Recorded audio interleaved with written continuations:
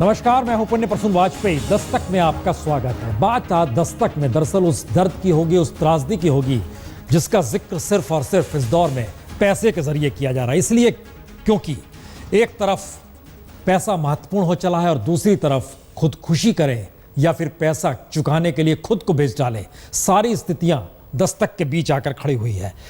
तो क्या ये माना जाए, इस दौर में ये नारा लगाया जा सकता है कि आप बड़ा ना भैया, सबसे बड़ा रुपया। लेकिन शुरुआत हमें लगता है उस त्रासदी से करनी होगी। देश ने कभी सोचा ना होगा। ये खबर दिखाएंगे तो हर कोई शर्मसार भी हो सकता है, क्योंकि मौजूदा हालत इस देश में किसानों की क्या, ये हर कोई जानता है। लेकिन किसानों की खुदकुशी के आंकड़े आज से नहीं, 1995 से लगातार जारी है, इस देश के भीतर जारी है। लाखों लाख किसान खुदकुशी कर चुके हैं। लेकिन क्या कभी किसी ने सोचा स्थिति ऐसी आ जाएगी कि खुदकुशी करें या किडनी बेचें? रिपोर्ट देखिए। कोलमकर और शांताबाई दोनों खेत मजदूर हैं। दोनों ही विदर्भ के अकोला शहर में रहते हैं। दोनों ने ही कर्ज लिया और दोनों ही कर्ज चुकता करने के लिए अपनी किडनी बेच चुके हैं। जी, यानी इस बरस विदर्भ के उन 1240 किसानों में इनकी गिनती नहीं होगी जिन्होंने कर्ज की वजह से खुदकुशी कर ली, बल्कि ये दोनों जिंदा हैं लेकिन किडनी बेचकर। देवानंद कोलमकर ने 20,000 रुपए चुकाने के लिए किडनी बेची, तो शांताबाई ने अपनी किडनी 30,000 रुपए में बेच दी। मैं औरंगाबादला नेलं होतं, 30,000 रुपये कर्ज घेतलं होतं मी, चंदा आणि किशोर जोडून त्यांना नेलं। तर मग तिथंच मला हे टेस्टिंग चालू झाली। तो क्या विदर्भ के किसान मजदूरों के हालात पहली बार हर किसी को चौंका रहे हैं? लेकिन जो किसान अपने अनाज और कपास को बेचने के लिए नागपुर की मंडी तक नहीं पहुंच पाता है, उसमें किडनी बेचने के लिए कोलंबो तक का रास्ता तय कर लिया। यानी पासपोर्ट भी बन गया, डॉक्टरी जांच नागपुर और औरंगाबाद में भी हो गई और हवाई जहाज से श्रीलंका ले जाकर उसकी किडनी बेच डाली गई। तो कोलमकर ने 6 महीने पहले 20,000 रुपए कर्जा लिया, लेकिन कर्जा वक्त पर ना चुका पाने के बाद वो एक ऐसे चक्रव्यूह में फंसा जहां उसने कर्जा तो चुका दिया, लेकिन उसकी एवज में उसकी किडनी चली गई। और इस रैकेट में अभी फंसे हैं 2 चेहरे। दोनों के चेहरे ढके हुए हैं। एक का नाम आनंद जाधव है और दूसरे का देवानंद शिरसौट। सवाल ये नहीं कि दरअसल किस तरीके से व्यूहरचना बनाई गई और इनकी किडनी ली गई। सवाल यह है कि खेत मजदूर या किसान मजदूर जिस तरीके से अब कर्ज में फंसते चले जा रहे हैं, उसमें क्या खुदकुशी से बेहतर रास्ता किडनी बेचने का हो चला है? दरअसल पुलिस को लग रहा है कि किडनी का ये खेल सिर्फ कोमलकर या शांताबाई तक नहीं सिमटा है।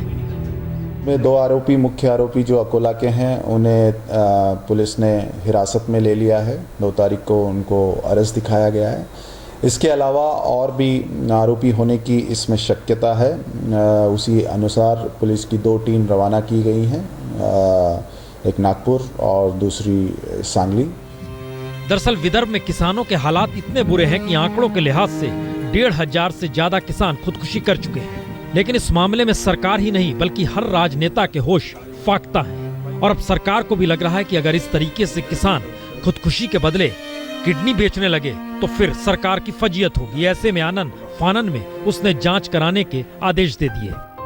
वो बहुत बड़ा इंटरनेशनल रैकेट हो सकता है और उसकी जांच अकोला पुलिस कर रही है, लेकिन वो बड़ा रैकेट होने का भी संभावना होती है।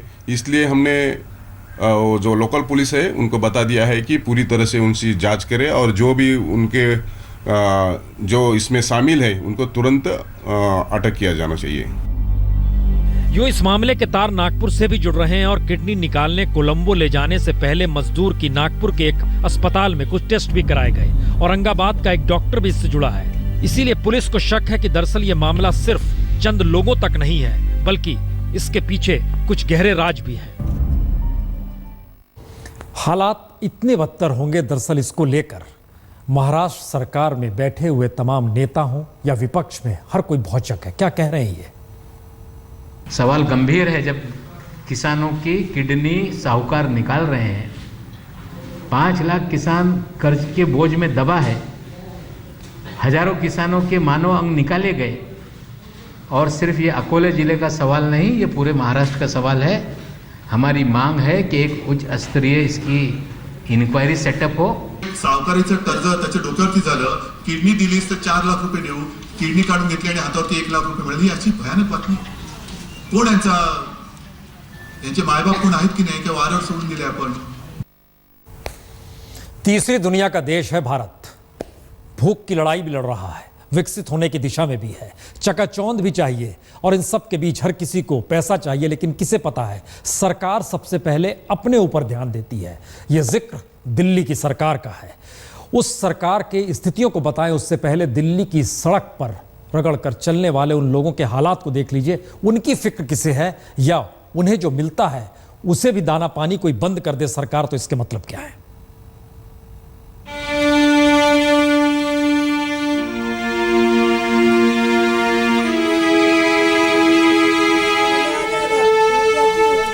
एक तस्वीर बद्री प्रसाद की तो दूसरी शेफाली दास की, और दोनों का दर्द इस कदर कि दिल्ली सरकार पर भारी पड़ जाए और शायद देश की राजनीतिक व्यवस्था को भी आईना दिखा दे।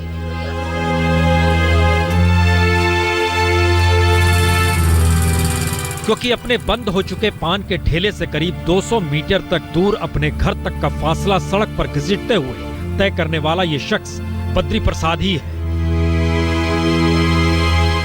बद्री को आप पैदाइशी विकलांग कह सकते हैं, क्योंकि जन्म के बाद शुरुआती बरस में ही इन्हें पोलियो हो गया था। यूपी के गोंडा से ताल्लुक रखने वाले बद्री उसके बाद दिल्ली आ गए 10 बरस पहले। कुछ साल बाद वे दिल्ली के वोटर भी बन गए। एमसीडी ने विकलांग पेंशन भी शुरू कर दी, पान का ठेला भी शुरू हो गया। तो बिन पैरों के बावजूद पटरी पर जिंदगी आती दिखी। लेकिन साल 2013 में दिल्ली में जबरदस्त क्रांति हुई, सत्ता में बदलाव हुआ, केजरीवाल सत्ता में आ गए और झटके में बद्री प्रसाद का पेंशन बंद हो गया। क्या हुआ, क्यों हुआ नहीं पता, लेकिन पेंशन बंद हो गया।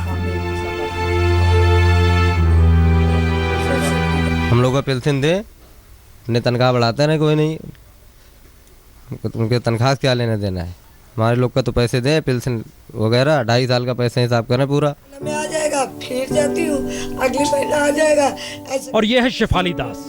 शेफाली करीब 15 बरस पहले अपने पति के गुजरने के बाद दिल्ली आई। शेफाली की त्रासदी तो यह है कि वो कैमरे के सामने भी नहीं आना चाहती थी, क्योंकि एक वक्त उसकी जिंदगी में सब कुछ था, और आज आलम यह कि वो नहीं चाहती कि वो अपनी झुग्गी में कैमरे के सामने बैठे। किसी तरीके से उन्हें दूसरे घर में बुलाया गया और पेंशन की बात पूछते ही आंसुओं का सैलाब फूट पड़ा। अगली महीना आ जाएगा, ऐसे करते करते 1.5 साल बीत गया, देते ही नहीं हम लोगों को पैसे कोई। अब वो 3 लाख रुपया तनख्वाह जब अपने जेब में भरेगा तो गरीब दुखी की पेंशन कहाँ से बांटेगा और विधवा पेंशन कहाँ से देगा, ये बताइए। वो तो देगा तब ना जब अपना जेब खाली करेगा। वो तो खुद कमा के खुद अपने पास रख लेता है, गरीब दुखी को मार मार के। सवाल सिर्फ बद्री प्रसाद या शेफाली का नहीं है, सवाल है लाखों पेंशनधारियों का, और इन्हें पेंशन के तौर पर महज 1000 रुपए महीने मिलते हैं। लेकिन पता नहीं क्या हुआ, दिल्ली में आम आदमी पार्टी की सरकार आई और पेंशन बंद हो गई। और अब इन सब के बारे में बेहतर दिल्ली के मुखिया अरविंद केजरीवाल जरूर जानते होंगे, क्योंकि एक तरफ सवाल विधायकों के पेंशन को लेकर 7,000 से 15,000 तक किए जाने का भी तय हो चला है, यानी चुनाव हार जाएं तो भी 15,000 मिलेंगे। लेकिन जिंदगी घसीट कर चलती रहे, इसके लिए 1,000 रुपए इस तरीके से विकलांगों को देना भी सरकार को मंजूर नहीं। सवाल कई उठ सकते हैं, लेकिन ये त्रासदी है, इस पर शर्मसार देश भी हो सकता है। ये वो सरकार है जो बुजुर्गों, विधवाओं और विकलांगों को महज 1,000 रुपये महीना पेंशन देने के लिए फंड की कमी का रोना रोती है। ये वो सरकार है जो कहती है उसके विधायकों का खर्च 80,000 रुपये महीने में नहीं चलता, इसलिए उनकी तनख्वाह बढ़ाकर 2.5 लाख रुपये महीने कर दी गई है। कैमरामैन जैनेंद्र के साथ विवेक शुक्ला, दिल्ली आज तक। जिक्र करना पड़ा, जिक्र करना चाहिए, जिक्र होना चाहिए, लेकिन बदलाव भी होना चाहिए। लेकिन यह स्थिति आएगी, किसने सोचा था। दिल्ली सरकार ने जो खुद के लिए तय किया, अब वह देखिए, और दिल्ली के भीतर जो सड़क पर आंदोलन कर रहे हैं, आवाज उठा रहे हैं कि हमें पैसा चाहिए, उनकी भी हालत देखिए। और दोनों को जोड़कर समझने की कोशिश कीजिए, राजनेताओं के हाथ में या राजनेता होने के बाद क्या स्थिति होती है। सभी को जीने के लिए पैसा चाहिए। हर कोई धरने पर बैठा है कि उसकी जिंदगी में इतनी मुश्किलात है कि दिल्ली सरकार कोई निर्णय तो ले ही ले, क्योंकि आम आदमी वह भी है और आम आदमी पार्टी की सरकार विधानसभा के भीतर है। पेंशनर साल भर से कुछ नहीं मिल रहा, इसलिए सड़क पर है। सैनिटेशन वर्कर को तो सिर्फ हर महीने सैलरी चाहिए, रेगुलर मिलती रहे, क्योंकि अभी 3 और 4 महीने बाद मिलती है। तो दास ग्रेड अपनी तनख्वाह 8,000 रुपए से बढ़वाना चाहता है। हर किसी की आस इतनी भर कि सरकार आम आदमी की है, तो फिर नाम भी आम आदमी पार्टी ही है, तो फिर कुछ ना कुछ तो मिल ही जाएगा, क्योंकि सभी को अपने परिवार का पेट पालना है। लेकिन आम आदमी के दर्द से बेपरवाह आम आदमी पार्टी ने पहले अपनी सोची और अपने ही विधायकों की बेसिक सैलरी 12,000 से बढ़ाकर 50,000 करने का निर्णय ले लिया। और चूंकि ये विधायक आम आदमी के ही नुमाइंदे हैं, तो इन्होंने अपनी सुविधाओं में इतनी बढ़ोतरी की कि सड़क पर आम आदमी हक्का बक्का सा आम आदमी पार्टी की सरकार को देखता ही रह जाए। हमारी भी सैलरी बढ़ाई है, टाइम टू टाइम हमारे प्रमोशन हुए। लोग 20 साल रहते हैं, एक ही पोस्ट रहते हैं। 24 साल हो गए मुझे भी, अभी मेरी एक ही प्रमोशन हुई है।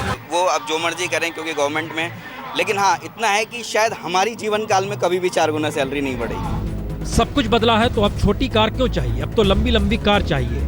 हो सके तो एसयूवी चलेगी। इसीलिए गाड़ी के लिए अब हर विधायक को 4 लाख की बजाय 12 लाख रुपए मिल जाएंगे।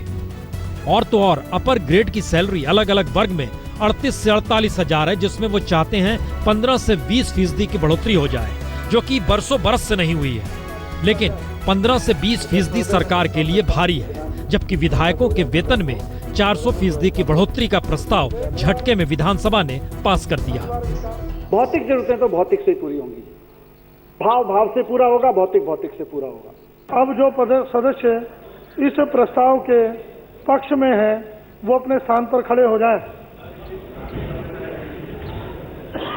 मैं भी खड़ा हो जाता। यानी सत्ता के केंद्र में विधायक है, उसकी जेब भरी रहेगी, लेकिन सत्ता के आसपास दिल्ली सरकार के ही जो कर्मचारी हैं उनका मालिक भगवान है। क्योंकि जंतर मंतर पर सैनिटेशन वर्कर्स वेतन बढ़ाने के लिए धरना दे रहे हैं तो कोई सुनने वाला नहीं। और दिल्ली के विकलांग पेंशनर बीते 1 बरस से पेंशन नहीं पा रहे, तो उनकी भी कोई सुनने वाला नहीं। हाँ, आज सफाई कर्मचारी पैसे के लिए मोहताज है। जो स्वच्छता कर्मचारी दिल्ली को स्वच्छ वातावरण देता है, वो एक पैसे के लिए मोहताज है, अपनी मांगों के लिए मोहताज है। इसलिए हमें भूख हड़ताल करनी पड़ी। वो अपने 400% सैलरी बढ़ाकर और एकदम अपने मंत्रियों को बढ़िया गाड़ियाँ दे रहे हैं, बढ़िया वो कर रहे हैं, लेकिन उन्होंने जो मजदूर अपने यहाँ के काम कर रहे हैं उसके काम पे नहीं सोच रहे जी। दिल्ली में रहने वाले विकलांगों को दिल्ली सरकार 1,500 रुपए पेंशन देती है, लेकिन विधायकों को अपनी पेंशन की याद आई तो उन्होंने झटके में 7,000 से बढ़ाकर 15,000 करने में देर नहीं की। यानी अगली बार इनमें से कोई भी नहीं चुना गया तो भी हर महीने इनके घर में 15,000 रुपए का चेक तो पहुंच ही जाएगा। विधायक अब विधानसभा में बस मौजूद रह जाए, उसे 1,000 के बजाय 2,000 रुपए मिल जाएंगे और हर बरस घूमने के लिए 50,000 रुपए के बजाय अब 3 लाख रुपए मिल पाएंगे। तो भत्तों को मिलाकर विधायकों को हर महीने 2,35,000 रुपए वेतन मिलेगा और विधायकों की ईमानदारी बचाने की गारंटी अब इसी रकम पर है। यानी रकम पूरी है, हम घूस नहीं लेंगे। अजीबोगरीब दास्तां है। पहली बार संसद के भीतर शास्त्री जी के दौर में यह सवाल उठा था कि क्या सांसदों का वेतन बढ़ना चाहिए। उन्होंने कहा था कि एक सोशल इंडेक्स बनाइए, इस रूप में रखिए जिसमें पैसा बढ़ाने की जरूरत ना पड़े, बल्कि जो पैसा मिल रहा है उसके जरिए समाज अपने आप में असमानता कम करते हुए काम करे। ये सोच अब काम नहीं करती है। और यह भी किसे पता था कि जिक्र विधानसभा के भीतर दिल्ली के मुख्यमंत्री केजरीवाल करेंगे कि देखिए एंकर से हमें कम मिलता है।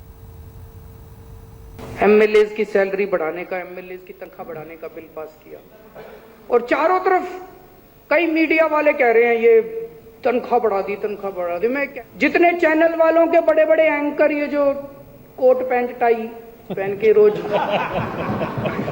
रात को डिबेट में आते हैं, इनको जितनी तनख्वाह मिलती है, इनकी ड्रेस पे जितनी तनख्वाह खर्च होती है, उतनी भी हमारे एमएलए को बढ़ने के बाद भी नहीं मिलती। जी, क्या किया जाए, मौका मिले तो अब इनके कपड़ों को दिखलाया जाए। दरअसल स्थिति देश के भीतर सत्ता चलाने वालों की समझ को लेकर कहीं ना कहीं स्थिति ऐसी है जब बात जिक्र है कि इस देश के भीतर ऐसी व्यवस्था होनी चाहिए जिसमें कम से कम पैसे में सुविधाएं आगे हों, लेकिन पॉलिसी कैसी बनती है इसका एक और नज़ारा हम दिखाते हैं। दिल्ली में इतना प्रदूषण है कि गैस चैम्बर कहना पड़ा अदालत को, लेकिन उस गैस चैम्बर से निजात पाने के लिए जिनके पास एक गाड़ी है अब वो बढ़ेंगे दूसरी गाड़ी की तरफ। जो पत्रकार रात में नौकरी करता है और अगले दिन लौटता है उसके लिए मुश्किल है। जिस परिवार में झटके में एक ही गाड़ी है और उसके बच्चे को अस्पताल ले जाना है उसके लिए भी मुश्किल है। ये सारी बात हम क्यों कह रहे हैं, जरा रिपोर्ट देखिए।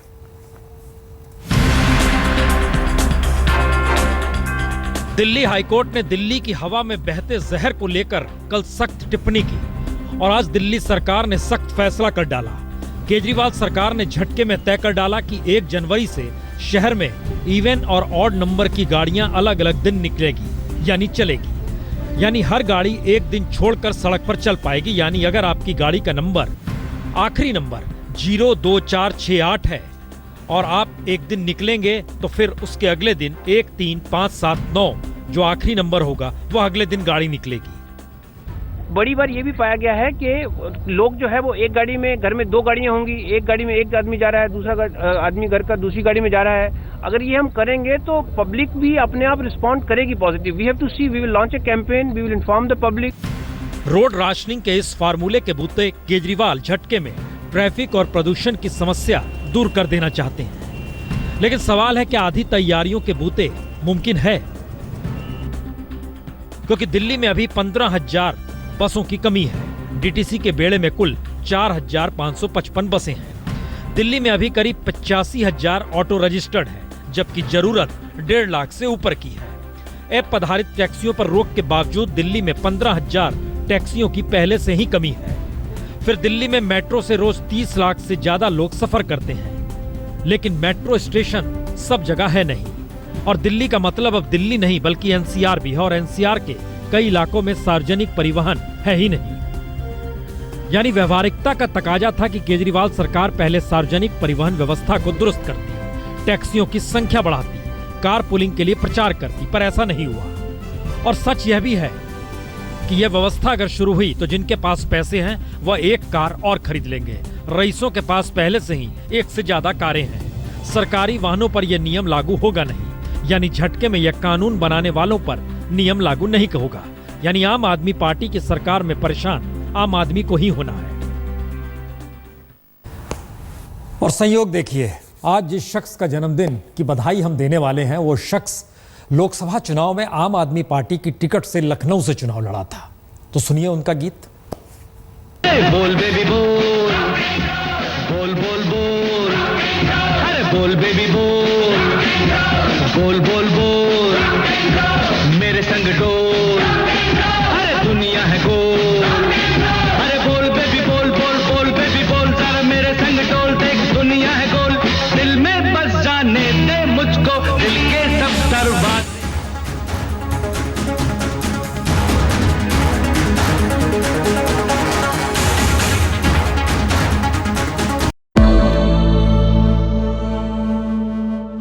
की शुरुआत इस वक्त की बड़ी खबर के साथ। अब से कुछ ही देर पहले प्रधानमंत्री मोदी का विमान अराकोडम नेवल बेस में उतरा है और यहां से उन्हें चेन्नई के हवाई सर्वेक्षण के लिए ले जाया जाएगा, जिससे प्रधानमंत्री। Hello everybody. So I think most of you in the crowd are in schools now. So you've probably started to think about which college you want to choose, where you want to go to. And we're here to at least